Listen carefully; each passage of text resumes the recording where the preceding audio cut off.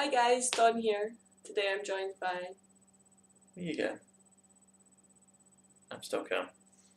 Today we're going to talk about Game of the Year. As it's coming to the end of 2017, I'm going to have a wee chat about the games that we particularly like this year. The main two that we have decided are the competition for Game of the Year are Persona 5, which is on PlayStation 4, and Zelda Breath of the Wild on Switch. So we'll start. Cameron can talk a wee bit about Breath of the Wild, and then I'll talk a wee bit about Persona. Breath of the Wild is, as I'm sure everyone knows, not your traditional Zelda game. It's set in a massive open world and has favours smaller dungeons and puzzles and a lot more of them instead of your traditional Zelda layout where you go through several big dungeons in a set order. It's refreshing. It still feels like Zelda. It's huge. You can do everything in whatever order you want. You can go and fight the last boss at the very start of the game if you really want to. You'll die, but you can do it.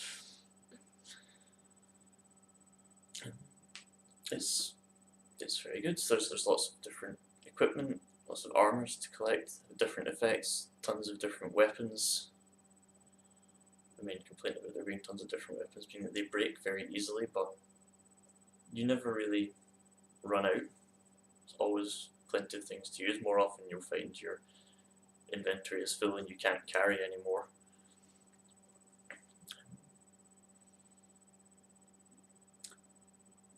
I don't really have many complaints about it.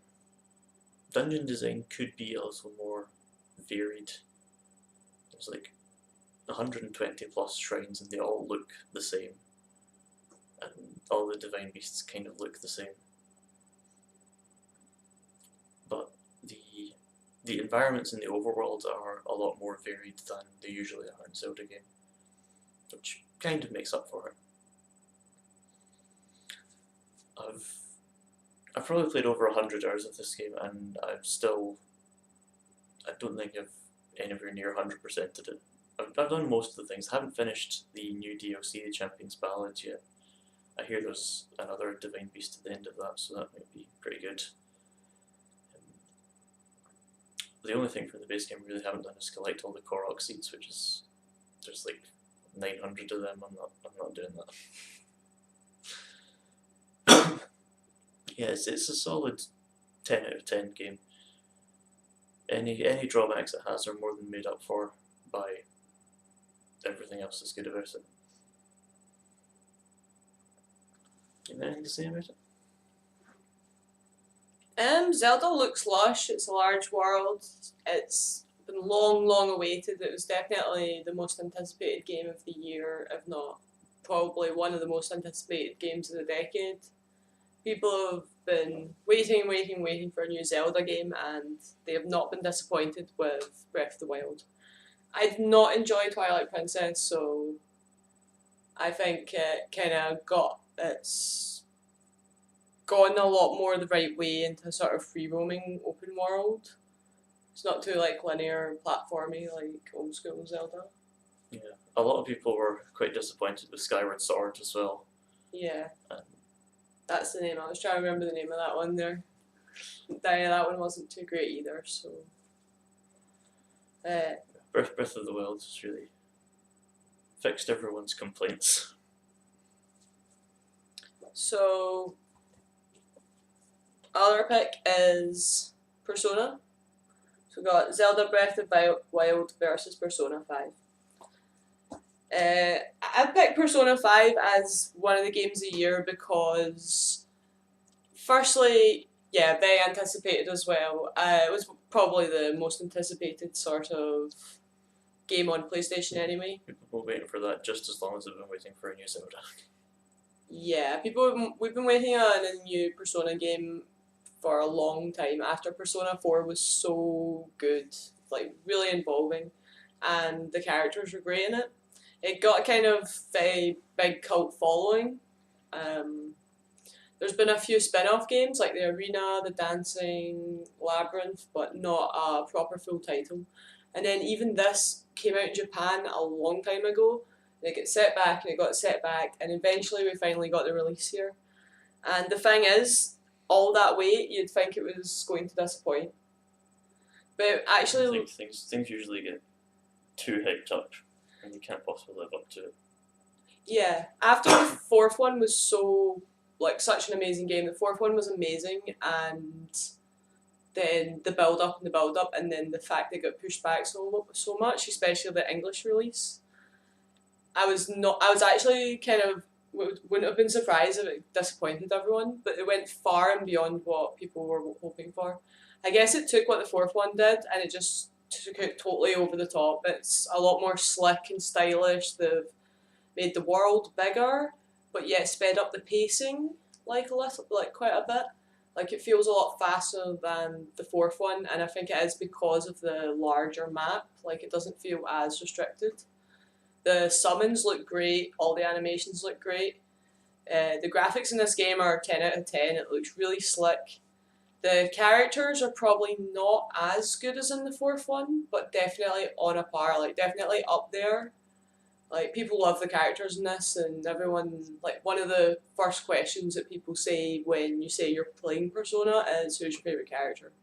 That's testament to how strong the characterization in these games is, and this one is no different in the series. I think the battle style is pretty traditional turn-based RPG battle style, like Final Fantasy, like Pokemon, but if you like that kind of gameplay, then this is perfect. It gives you a few more options to bribe the monsters or intimidate them or talk to them, which is quite cool, but it's really just the traditional Shin Megami Tensei gameplay with really slick graphics, very cool and involving story, very slick, stylish, kind of JRPG, like meets film noir style artwork, and some really inventive dungeons. It's a long game as well, so you're getting your money's worth. This is probably 90 hours or so. Probably more if you At wanted least. to play through it a bunch of times, which I know a lot of people do. Because this game is designed for the long play. You can't even complete this game the first time. I think you don't have enough money to bribe the girl or something. But I think pretty much everyone that plays this game will end up playing it again. They will want to hang out with Coffee Dad. They will want to chat to Morgana the cat. That's his official name, by the way, Coffee Dad. Yeah, we've renamed, what's his name? Actual name? Sojiro. Sojiro as Coffee Dad, thanks to Scribble Sketch, subscriber on YouTube, and her Dream Daddy game. I still haven't played that yet, but it does look funny. So I definitely advise this game, especially this like Steelbook edition. It's really nice looking. You probably see the slick, awesome kind of graphics. I think it takes full advantage of the next gen capabilities as well. You know, it's a large game. It looks fantastic. Yeah, I really enjoyed this. I don't really have that many criticisms of it, apart from that it is not aimed at I don't think it's particularly aimed at hardcore RPG fans this time. I think they've tried to open it up so it is accessible to everyone. Yeah, I think Persona 4 was more aimed at serious gamers. Yeah, I think. And this one's. It's not like serious gamers or hardcore gamers or whatever you want to call them wouldn't enjoy it. Yes, they still would enjoy it just as much as Persona 4, if not more. I think this one goes a lot easier on you. Like, it tells you, like, this is going to be a big fight, this is going to be a big fight, like, you know, prepare, like, are you sure you're ready? Whereas the other ones were kind of like, oops, I'm accidentally in a boss fight. And a lot of other things, like, it kind of hints at things more, it kind of tells you, like, a wee bit, like, it holds your hand a little more than in some of the other Shin Megami Tensei and Persona games. which is kind of a good thing and a bad thing. Like, it's good because if you've never played an RPG or any Persona or Shin Megami Tensei game, you can pick this game up and play it and you will enjoy it. But if you're a very hardcore RPG fan looking for a massive challenge, then you will have to put the challenge in yourself and try to complete the game really fast, or whatever, which is pretty much how we play it anyway. So I guess the final question was saying that Persona 5 and Zelda Breath of the Wild are like the two games that we think are the best this year. Which do you think is the best out of these two?